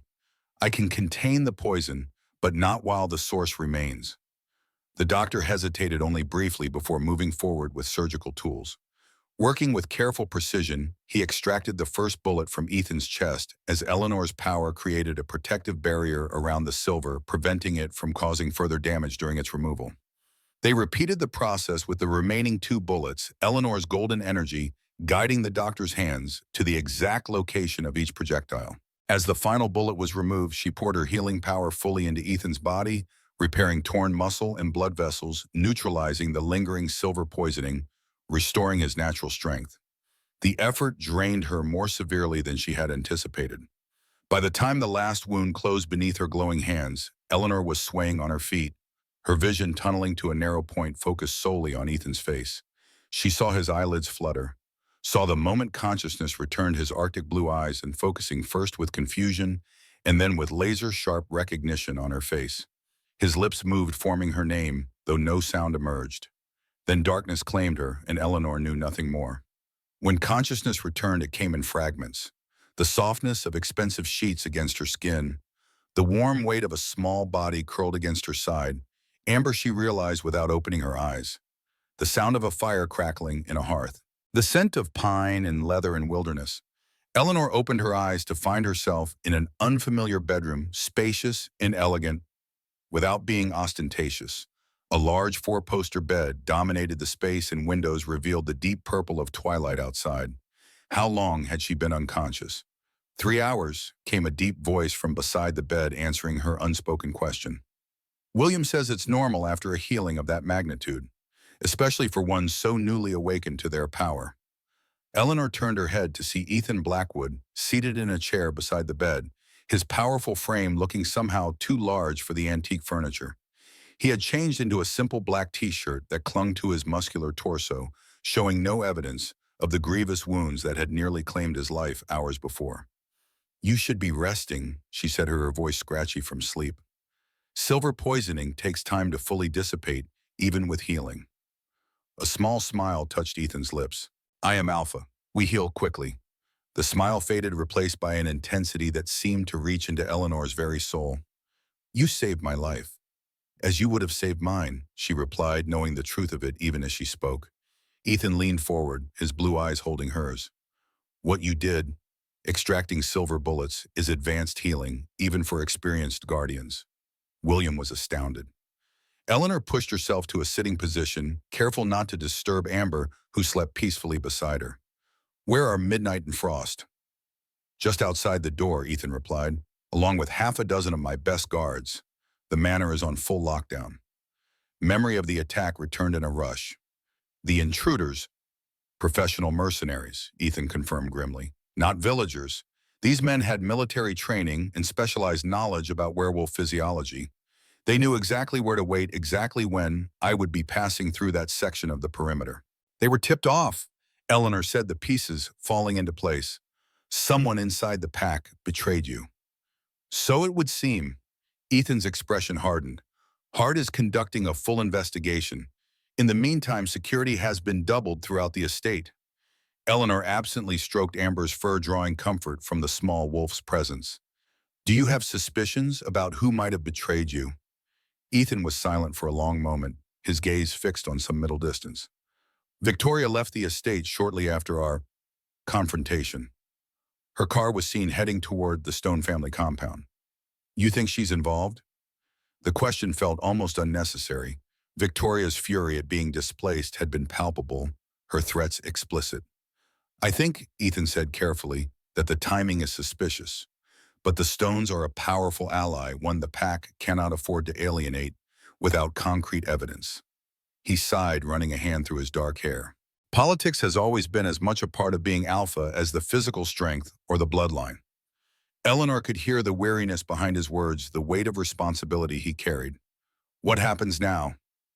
Now, came William's voice from the doorway. We begin your training in earnest. The elderly advisor entered the room carrying a leather-bound book that looked ancient enough to crumble at a touch.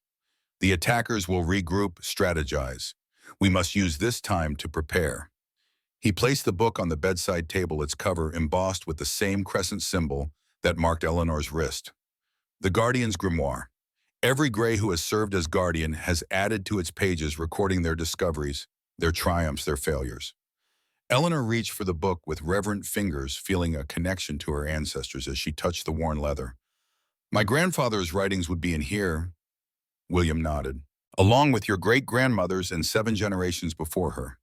The collective wisdom of your bloodline preserved for moments exactly like this one. Ethan rose from his chair, his movement drawing Eleanor's gaze like a magnet. I'll leave you to begin your studies. There are pack matters that require my attention. He hesitated, something vulnerable, briefly visible behind his alpha confidence. Dinner later, there is much we still need to discuss. I'd like that, Eleanor replied, surprised by how genuinely she meant it. After Ethan departed, William settled into the chair he had vacated, his wise old eyes studying Eleanor with a mix of pride and concern. How do you feel, and please be honest? There's no room for false bravado when dealing with powers of this magnitude. Eleanor considered the question seriously. Tired but not exhausted, and different, as if something fundamental has shifted inside me. She touched her birthmark, which seemed to pulse faintly beneath her fingertips. The power feels more accessible now, closer to the surface. That's to be expected, William confirmed. Each significant use of the Guardian gift strengthens the connection, makes the power more readily available. His expression grew serious. But that increased accessibility comes with risks. The more powerful you become, the more critical control becomes. He opened the grimoire, carefully turning yellowed pages covered in different handwritings until he came to a specific entry. Your great-grandmother, Eleanor, whom you were named after, wrote this passage in 1940. I think you'll find it relevant. Eleanor leaned forward to read the elegant script. The Guardian's power is neither good nor evil, but rather a force of nature that responds to intention. I have learned through bitter experience that rage and fear can twist healing energy into something destructive beyond imagination. During the incident at Black Creek, my attempt to heal turned to harm when panic overwhelmed my control. 3 pack members died before I could master myself again. Let this serve as warning to those who follow. Emotional discipline is not merely advisable, but essential. The stronger the Guardian grows, the more vital this control becomes. A chill ran through Eleanor as she finished reading. I could hurt people, she whispered, the realization settling like lead in her stomach. If I lose control, any great power carries equal potential for harm and healing, William said gently. This is why Guardians traditionally underwent years of training before fully exercising their gifts. Years that we don't have, Eleanor pointed out. If Victoria is behind the attack, if there's truly a traitor within the pack. Indeed, William agreed grimly, which is why we must accelerate your training, focus on the essentials. He tapped the grimoire, beginning with the fundamental principle of Guardian magic balance. For the next several hours, William guided Eleanor through exercises described in the grimoire, techniques for centering her energy, for controlling the flow of power, for maintaining emotional equilibrium, even under duress. Some felt instinctively right, as if her body remembered what her conscious mind had never known. The years I spent with your grandfather weren't wasted, William remarked, as Eleanor successfully completed a particularly challenging exercise. Marcus was one of the most disciplined Guardians I ever knew. He could focus his power with surgical precision.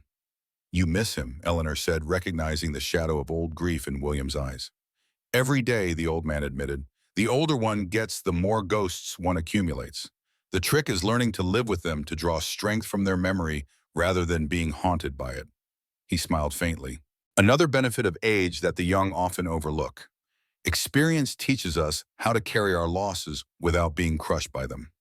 As dusk deepened into true night outside the windows, William finally closed the grimoire. Enough for today. You need to conserve your strength, especially after such a significant healing. Eleanor rubbed her eyes, feeling the mental fatigue of concentrated study. There's so much to learn and so little time. Rome wasn't built in a day, William reminded her with a gentle smile. Neither is a guardian fully formed in an afternoon. He rose stiffly from his chair, his age showing in the careful way he straightened. I've taken the liberty of having suitable clothing delivered for your dinner with the Alpha. You'll find it in the wardrobe. As he moved toward the door, Eleanor called after him. William, thank you for everything. The old man paused, his weathered face softening. I made a promise to your grandfather, Eleanor, that if any of his bloodline ever returned to Blackwood territory, I would protect and guide them as he would have done. His blue eyes twinkled. Besides, I've waited 30 years to see a guardian working alongside an alpha again. I wouldn't miss it for the world. After William departed, Eleanor took a long, hot shower in the adjoining bathroom, letting the steaming water wash away the lingering exhaustion of the day's events.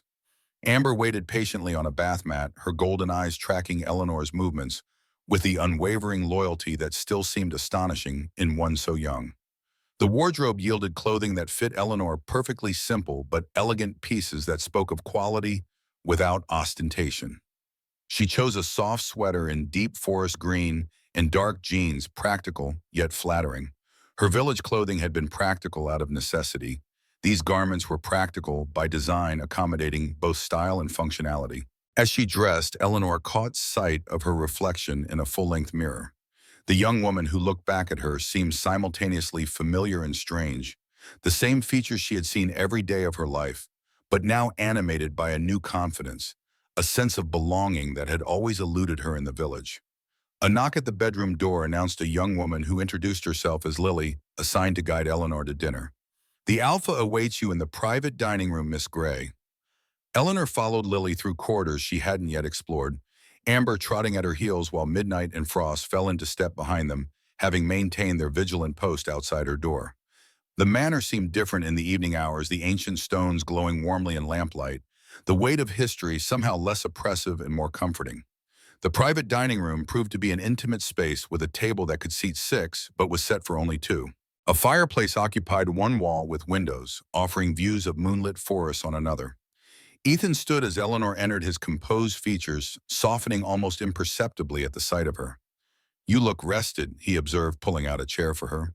William tells me you have made remarkable progress already. He's a good teacher, Eleanor replied, settling into the offered seat. Patient but demanding. An accurate assessment. Ethan agreed with a small smile, taking his own seat across from her. He was the same with me after my father died, and the responsibility of Alpha fell to me before I was truly ready. Servers appeared silently, placing the first course before them, a fragrant soup that steamed invitingly. Eleanor suddenly realized she was ravenous, her body demanding fuel after the energy expended in healing. Healing depletes physical resources, Ethan said, noting her reaction to the food. You'll find your appetite increased for several days. As they ate, conversation flowed more easily than Eleanor would have expected, given the extraordinary circumstances of their meeting. Ethan spoke of his childhood at Blackwood Manor, of his father Richard, who had been a respected alpha and a close friend to Marcus Grey. He described the years after Thomas Blackwood's coup, when the pack had fractured and allies had scattered. I was only 10 when my uncle seized control. Ethan explained, his expression darkening at the memory. Too young to challenge him directly. William smuggled me out of the manor that night, hid me with trusted pack members in the mountains. How did you eventually reclaim your position? Eleanor asked, genuinely curious about the man whose fate now seemed so inexorably linked with her own. I returned on my 18th birthday, Ethan said, his voice taking on the cadence of oft-told legend. Challenged Thomas in front of the entire pack, as is our tradition. The fight lasted from sunrise to sunset. His hand unconsciously touched the scar along his jawline. I nearly lost, but in the end, right made might. Eleanor sensed there was much more to the story than this simplified version, but she didn't press. Some wounds she understood needed time before they could be fully revealed. In the pack, did they accept you immediately? Some did, Ethan acknowledged. Those who remembered my father who had suffered under Thomas's reign. Others took more convincing. Building trust is the work of years, not moments. There was wisdom in his words that belied his relatively young age. At 30, Ethan Blackwood carried the weight of responsibility and the scars of battle in equal measure. Yet there was something else there too, a capacity for compassion, for thoughtfulness, that contradicted the stereotypical image of an alpha as merely the strongest fighter. As they finished the main course, a perfectly prepared venison that Eleanor suspected had been hunted rather than purchased, Ethan leaned back in his chair, studying her with those intense blue eyes. May I ask you something personal? Eleanor nodded, curious what he would want to know. Your life in that village, was it always difficult? Being different, being isolated from your true heritage. The question touched on memories Eleanor had tried to bury of loneliness so acute it had physical presence of whispers that followed her through the village streets, of doors that closed at her approach. It was challenging, she admitted. My grandfather did his best to protect me, to make me feel valued despite the villagers' suspicion. After he died, it became harder. And yet you survived, Ethan observed. More than survived, you maintained your compassion, your willingness to help others despite how they treated you. His expression held genuine admiration. That requires remarkable strength. Eleanor hadn't thought of it as strength before. Necessity, perhaps. Stubbornness, certainly. But as Ethan framed it, she allowed herself to consider that maybe there had been courage in her quiet persistence, in her refusal to become bitter, despite ample justification. Perhaps, she conceded, though it doesn't feel particularly heroic from the inside. True courage rarely does, Ethan replied. It's simply doing what must be done regardless of fear. Their conversation was interrupted by the arrival of Captain Hart, his expression grim as he approached the table. Forgive the intrusion, Alpha, but we've received intelligence that requires immediate attention. Ethan's demeanor shifted instantly, the relaxed dinner companion replaced by the vigilant pack leader. Report. Hart glanced briefly at Eleanor before continuing. Our sources confirm that Victoria Stone has been meeting with representatives from Shadow Syndicate, a paramilitary organization known for hunting supernatural beings. Bank transfers suggest significant funding has changed hands within the last 6 hours. Eleanor felt cold dread settle in her stomach. She's hiring mercenaries. More than mercenaries, Hart corrected grimly. Shadow Syndicate is an organization that has existed in secret for centuries, dedicated to studying, capturing, and experimenting on supernatural beings. They disguise themselves as a legitimate security firm, but their true agenda is far darker. And now they have inside information. Ethan concluded, his expression hardening. Security protocols, patrol schedules, pack hierarchy. Worse, Hart continued, they have samples of Blackwood blood, yours specifically. The bullets we recovered contain trace elements designed to target your specific DNA. Eleanor's mind raced with the implications. That's why the silver affected you so severely. It wasn't just regular ammunition. It was customized to maximize damage to your particular physiology. Ethan nodded, his expression grave. Victoria had access to my medical records as my fiancée. She must have shared that data with Shadow Syndicate researchers. He turned to Hart. Alert the pack elders. Full war footing effective immediately. As Hart departed to carry out his orders, Eleanor found herself struggling to process the escalating danger. Yesterday, she had been a village herbalist living a quiet, if lonely existence on the margins of society. Today, she was at the center of what appeared to be an imminent war between werewolves and high-tech mercenaries. I'm sorry you've been thrust into this, Ethan said, correctly interpreting her expression.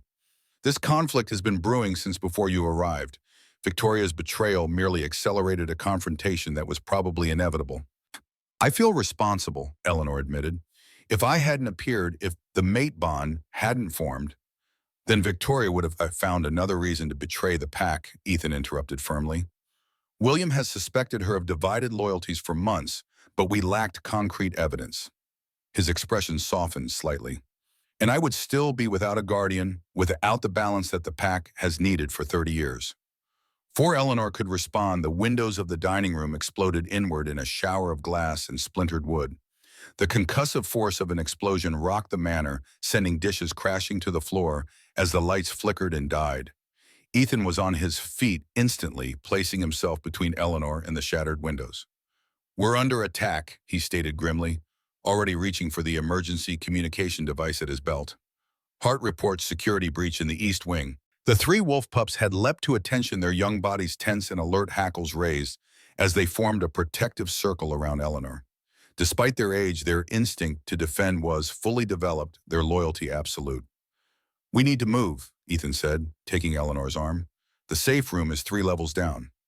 But as they turned toward the door, it burst open to reveal William Reed, his elderly frame moving with surprising speed, his face ashen. "It's a diversion," he gasped.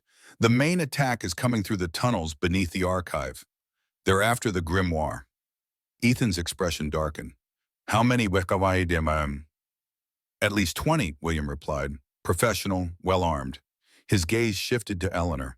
"They know about the Guardian. She's a primary target." Eleanor felt a cold certainty settle over her. "Victoria told them everything. About me, about the mate bond, about the Guardian gift." "Knowledge is their true weapon," William agreed grimly. "Shadow Syndicate doesn't just hunt supernatural beings, they study them, weaponize their abilities." Ethan's decision was immediate and definitive. "Eleanor goes to the panic room with you, William. Hart and I will handle the intruders." "No," Eleanor said firmly, surprising herself with her certainty. "The grimoire is my legacy, my responsibility, and my gift might be the only advantage against weapons designed specifically to harm werewolves." "You've barely begun your training," Ethan protested. "Using your power in combat is completely different from controlled healing."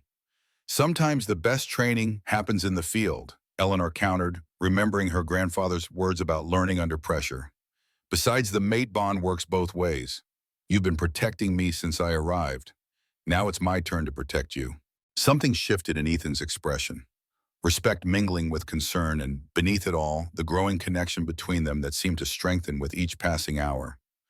"Together then," he said finally, "as it should be, Alpha and Guardian, as in the old days." William nodded, his weathered face showing both pride and worry. "The tunnel entrance is hidden behind the north bookcase in the archive. If we hurry, we might intercept them before they reach the manor proper." As they moved swiftly through darkened corridors, lit only by emergency lighting, Eleanor felt the Guardian power stirring within her, responding to the imminent threat. The golden warmth flowed through her veins, but now it carried a new quality, an edge like lightning before it strikes power, waiting to be unleashed. She thought of her great-grandmother's warning in the grimoire about how easily healing energy could turn destructive when fueled by fear or rage. The irony wasn't lost on her that she now faced exactly the kind of high-stress situation most likely to trigger such a transformation. Control, she reminded herself as they descended a narrow stone staircase that looked older than America itself. Balance. The archive room appeared undisturbed when they entered, its precious books still lining the walls, the portrait of the First Alliance still hanging proudly above the fireplace. But Eleanor could feel a wrongness in the air, a disturbance that set her teeth on edge. "They're close," she whispered, the words emerging as certainty rather than speculation. "I can sense them." William moved to the north bookcase, his fingers finding a hidden mechanism that caused the entire structure to swing inward, revealing a dark tunnel beyond. "These passages were built during the Revolutionary War," he explained quickly. "Escape routes, supply lines, hidden ways to move pack members during times of persecution." Ethan's enhanced senses were on full alert, his body tense with predatory readiness. "Multiple heartbeats," he confirmed. "Approaching fast." "Stand behind me," Eleanor said, stepping forward as the Guardian power built within her, making her skin glow faintly in the dimness. "Whatever happens, whatever you see, remember that I'm still me." Before either man could respond, the first of the Shadow Syndicate operatives emerged from the tunnel entrance, weapon raised. He wore tactical gear in matte black, his face obscured by a high-tech mask that likely provided both protection and enhanced vision. Eleanor didn't hesitate. She raised her hands, and the golden light that had healed wolf pups in silver wounds now surged forward in a directed wave of pure energy. It struck the operative directly in the chest, lifting him off his feet and throwing him backward into the tunnel, with enough force that Eleanor heard the impact of body against stone, even from 20 feet away. "More coming," Ethan warned, already shifting into a combat stance. "I know," Eleanor replied, her voice strangely calm despite the battle unfolding before them. "I can feel them." As the next wave of operatives emerged, Eleanor felt the guardian power responding to her will with growing precision. She focused the energy into concentrated bursts, disabling weapons, creating barriers of golden light that deflected bullets targeting pressure points that would incapacitate without killing. Beside her, Ethan moved with lethal grace, his human form enhanced by alpha strength and speed. He avoided using his full werewolf shift, a tactical decision Eleanor realized to maintain precision and control in the confined space. William had positioned himself protectively near the grimoire, his elderly frame belying the fierce determination in his blue eyes. The three wolf pups circled him, their young bodies the last line of defense for the precious repository of guardian knowledge. "They're retreating," Ethan announced after several minutes of intense combat. The tunnel entrance showed no further movement, and the sounds of battle had receded deeper into the passageway. "No," Eleanor contradicted, her heightened senses detecting something the others had missed. "They're regrouping, and something else is coming." She could feel it, a presence darker and colder than the human operatives. Something that made her guardian power recoil in instinctive recognition of its antithesis. William's face paled. "Victoria," he breathed, the name emerging as both identification and curse. The temperature in the archive seemed to drop several degrees. The shadows in the tunnel entrance deepened, coalesced, and then Victoria Stone stepped into view. But this was not the perfectly coiffed socialite who had dismissed dying wolf pups with casual cruelty. This Victoria moved with inhuman grace, her pale skin now bearing an ashen quality, her platinum hair darkened to the color of midnight. Her fingers had elongated into claws, and when she smiled, her teeth were sharp as razors. "How lovely," she purred, her voice carrying an otherworldly resonance that made the air itself shiver. "The Alpha, the Guardian, and the old advisor all gathered to welcome me. How considerate." Eleanor felt Ethan tense beside her, shock and betrayal radiating from him in waves. "What are you?" he demanded. Victoria's laugh was like breaking glass. "I am what I have always been, Ethan darling. The culmination of the Stone family's true legacy." Her form seemed to shift and change as she spoke, becoming less human with each passing moment. "Did you really think we allied with the Blackwoods out of respect? We've been infiltrating werewolf packs for generations, gathering DNA, studying weaknesses, preparing for the day when we could claim what was rightfully ours." "Shadow Syndicate," William said, his voice heavy with realization. "The Stones founded it." "Clever old man," Victoria acknowledged with a mocking bow. "Always one step ahead of everyone else, but not quite far enough this time." Her gaze shifted to Eleanor, cold calculation replacing mockery. "And you, little guardian, such a convenient catalyst for my plans. I should thank you for accelerating my timeline." Eleanor felt the mate bond with Ethan pulse stronger, responding to the imminent threat. The guardian power within her surged, eager to be unleashed against this unnatural creature that represented everything her bloodline had sworn to oppose. "This ends now," Ethan declared, his voice carrying the full weight of alpha authority. "You have betrayed the trust of the pack, violated ancient covenants, brought enemies onto our land. For these crimes, there is only one sentence." Victoria's smile widened, revealing more teeth than should have been possible in a human mouth. "Oh, I quite agree, my almost husband. This does end now." She raised her hands, dark energy beginning to coalesce around her fingers, crackling with malevolent power. "But not in the way you imagine." The corrupted energy shot toward Ethan with lethal intent, but Eleanor was faster. She threw herself between them, her hands raised, golden light meeting darkness in a collision that sent shockwaves through the ancient archive. Books flew from shelves, artifacts toppled from their stands, and the very foundations of the manor seemed to tremble. "Foolish girl," Victoria hissed, her beautiful face contorting with rage. "You have no idea what you're facing. The Stone family has been breeding with shadow creatures for centuries, perfecting what your kind would call abomination." Eleanor felt her power straining against Victoria's darkness, the two forces evenly matched for the moment. "You're right," she admitted, her voice steady despite the tremendous effort required to maintain the barrier. "I don't know everything I'm facing, but I know what I'm protecting." She glanced back briefly at Ethan, at William, at the three wolf pups who watched with intelligent eyes far too wise for their age. Family, pack, home. The concepts had been theoretical to her just days ago. Now they were real, tangible, worth fighting for. How touching, Victoria sneered, increasing the pressure of her attack. The dark energy began to push Eleanor's golden barrier back inch by inch. But sentiment won't save you from what's coming. As if on cue, more Shadow Syndicate operatives poured from the tunnel, these armed with weapons that looked more like scientific instruments than conventional firearms. Eleanor recognized the threat. These weren't meant to kill, but to capture, to take specimens back to laboratories for study and experimentation. Ethan moved to intercept them, his body flowing into partial shift claws, extending muscles bulging with preternatural strength, eyes blazing with alpha power. But there were too many, and the confines of the archive limited his movements. William stood his ground before the grimoire, brandishing his walking staff with surprising skill. "I may be old," he called out, his voice carrying the confidence of decades of experience, "but I'm far from helpless." He knocked aside the first operative who approached him with a precision that spoke of military training long ago. Eleanor felt her strength beginning to flag as Victoria pressed her advantage, the dark energy creeping closer. The Shadow Syndicate operatives were gradually overwhelming Ethan through sheer numbers, and William, despite his bravery, was no match for trained killers half his age. A cold clarity settled over Eleanor. This was the moment her great-grandmother had written about in the grimoire, the point where healing and destruction balanced on a knife's edge, where intention determined which aspect of the guardian power would manifest. She thought of the village that had feared and rejected her, of Victoria's casual cruelty toward dying wolf pups, of her parents murdered by Thomas Blackwood for the crime of carrying guardian blood, of all the harm done by those who feared difference, who sought to destroy what they couldn't control. For a heartbeat, Eleanor felt herself sliding toward darkness, toward using her power to harm rather than heal. The golden light surrounding her hands took on a deeper, more dangerous hue.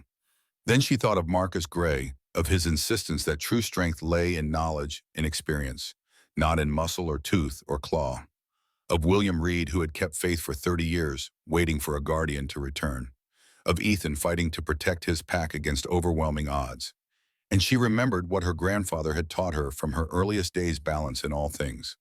"You're right about one thing, Victoria," Eleanor said, her voice carrying a new resonance that made the air vibrate with power. "This does end now." With a sudden shift in her focus, Eleanor redirected her energy.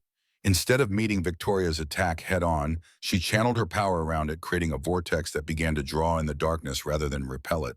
It was a technique described in the grimoire, one she had only glimpsed during her brief study, the purification spiral meant to cleanse corruption rather than destroy it. Victoria's eyes widened in shock as her dark energy began to dissipate, drawn into Eleanor's golden vortex and transformed. "What are you doing?" she snarled, increasing her output desperately. "Stop this! I'm not destroying you, Victoria," Eleanor replied, maintaining the spiral with grim determination. "I'm healing you, purging the corruption that has twisted your bloodline for generations." The darkness flowing from Victoria's hands grew erratic, weakening as more and more was drawn into Eleanor's purification spiral. The Shadow Syndicate operatives faltered, many dropping their weapons as the psychic connection to their leader was disrupted. William, seeing his opportunity, lunged for the grimoire. "Get back!" he shouted to Ethan and Eleanor. "I'll lead them away from you." Before anyone could stop him, the elderly advisor was moving with surprising speed toward the tunnel entrance. The ancient book clutched to his chest. Several operatives turned to pursue him, recognizing the value of what he carried. "William, no," Ethan called, breaking free from his attackers and trying to intercept the old man. But William was already disappearing into the tunnel the grimoire held high. "For the Alliance," he cried, his voice echoing from the stone passageway. "For the Blackwoods and the Greys." A moment later, a deafening explosion rocked the foundations of the manor. The tunnel entrance collapsed in a shower of stone and dust, sealing the passage completely. "William!" Eleanor screamed, her concentration shattered by the shock of what had just happened. In that moment of distraction, Victoria struck. A blade of pure darkness slashed across the space between them, catching Eleanor across the chest and sending her crashing back into a bookshelf. Pain blossomed hot and immediate as blood soaked through her sweater. "Eleanor!" Ethan roared, his partial shift completing in an instant. The alpha werewolf that now stood where the man had been was massive, nearly 8 feet tall on his hind legs, with midnight black fur and eyes that blazed like blue fire. Victoria turned to face this new threat, her own transformation accelerating in response. Her elegant form, elongated skin hardening into scales, face reshaping into something reptilian and ancient. The Stone family made pacts with forces older than your kind, wolf. She hissed, her voice barely recognizable now. We have evolved beyond humanity while you cling to fur and fang like the animals you are. Through the haze of pain, Eleanor forced herself to focus. William's sacrifice couldn't be in vain. The purification spiral had been working. She had seen the human woman beneath the corruption glimpse the possibility of healing, even what seemed monstrous. But Victoria in her current form was too powerful, too corrupted for Eleanor to cleanse alone. She needed help, needed balance. Ethan, she called, her voice weak but determined. The mate bond, we need to complete it. The massive werewolf's head turned toward her, those eerily intelligent blue eyes fixed on her face. Even in full shift, Ethan understood. With a growl that vibrated through the stone floor, he moved to her side, placing one massive clawed hand over her wounded chest. The contact sent a jolt of electricity through Eleanor's entire body. The mate bond that had been forming gradually since their first meeting suddenly crystallized, snapping into place with the force of destiny fulfilled. Power flowed between them, his strength into her healing into him, creating a circuit of energy that grew with each heartbeat. Victoria sensed the danger too late. No, she shrieked, launching herself at the pair. But the shield that materialized around Eleanor and Ethan wasn't golden now, nor was it the midnight blue of alpha power. It was both and neither, a shimmering aurora of energy that repelled Victoria's attack with such force that she was thrown back against the far wall of the archive. Eleanor rose to her feet, her wound already healing, as Ethan's alpha energy augmented her own. The massive werewolf stood beside her, their bodies connected by visible currents of power that arced between them like living lightning. William knew, Eleanor said softly, understanding blooming even as power surged through her. He knew the mate bond would complete when we were both in mortal danger. That's why he sacrificed himself to give us this chance. Victoria struggled to her feet, her transformed body showing signs of injury for the first time. Kill them, she commanded the remaining Shadow Syndicate operatives. Kill them now. But the mercenaries hesitated, seeing their leader weakened and facing something beyond their experience or training. One by one, they began to retreat toward the collapsed tunnel, seeking alternate escape routes. Your allies are abandoning you, Victoria, Ethan said, his voice deeper and more resonant in werewolf form, but still intelligible. Surrender and you might yet live. Victoria's laughter held an edge of madness. Surrender to become your pet, your specimen. I am the culmination of 5 centuries of breeding, of sacrifice, of power beyond your comprehension. Her body contorted further, approaching something less mammalian and more insectoid with each passing second. I will tear your precious mate apart before your eyes. She lunged again, but this time Eleanor was ready.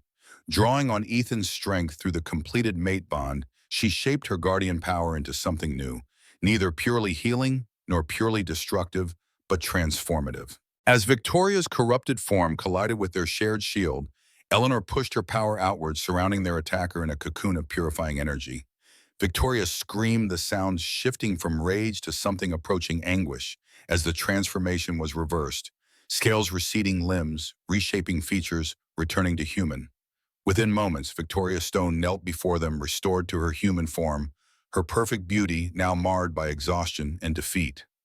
You can't undo what I am, she whispered, her voice hoarse. The darkness is in my blood, my bones, my very cells. Perhaps, Eleanor acknowledged, maintaining the purifying field around Victoria. But you have a choice now. The corruption doesn't have to define you. Victoria's laugh was bitter. Choice, what do you know of choice's guardian, you, with your destined mate, your predefined role, your neat little place in the natural order? She shook her head. Some of us have to make our own fate, carve our own path. And yours led you here, Ethan observed, his massive form beginning to shift back toward human as the immediate danger passed. To betrayal and defeat. This time, Victoria conceded. She looked up at Eleanor with cold blue eyes that held no surrender, only calculation. But time is the one advantage my kind has always had over yours, Wolf King. We are very, very patient.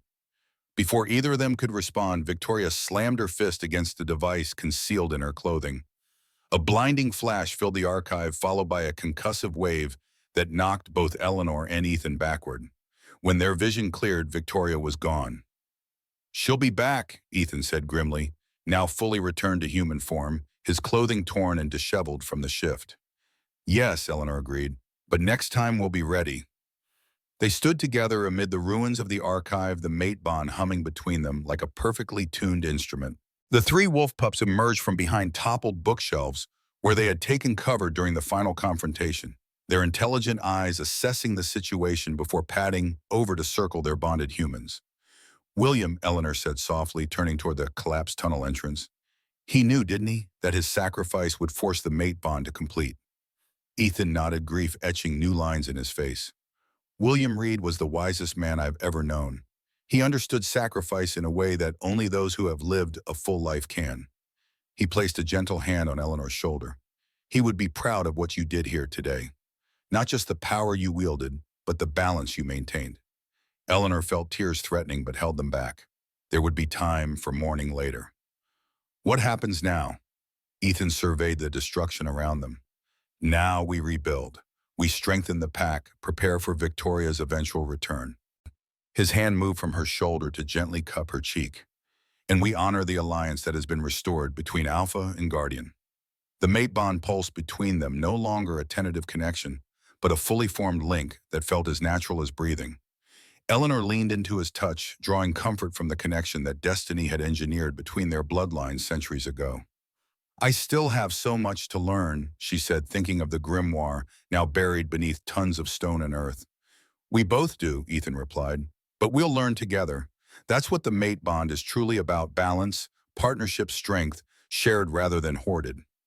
From somewhere deep in the manor, alarm bells began to ring.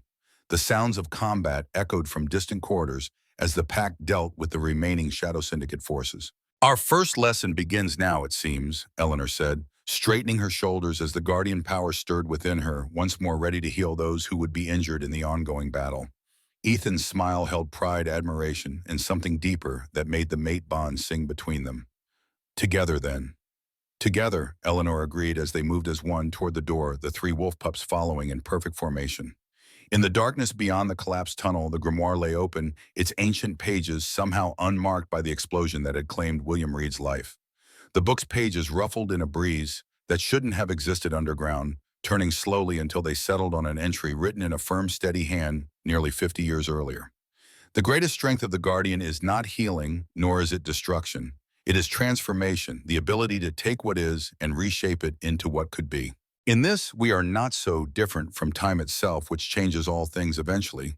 The wise Guardian doesn't fight against this flow, but works within it, guiding rather than forcing, suggesting rather than demanding.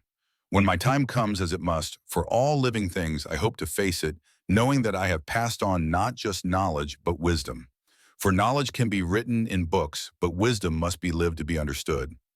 To you who reads these words after me, trust in the balance, trust in the bond, and above all, trust in yourself." Marcus Grey, Guardian. In the Great Hall of Blackwood Manor, 70 years later, Eleanor Grey completed her story, her lined face illuminated by firelight, her amber eyes still bright despite the decades that had passed.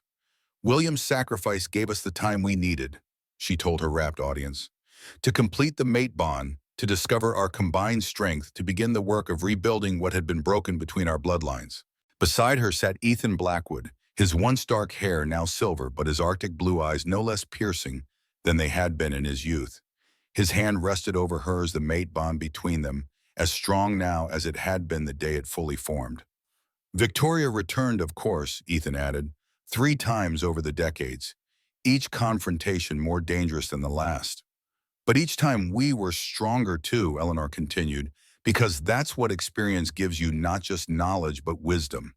The ability to see patterns, to anticipate, to understand the difference between what is urgent and what is important."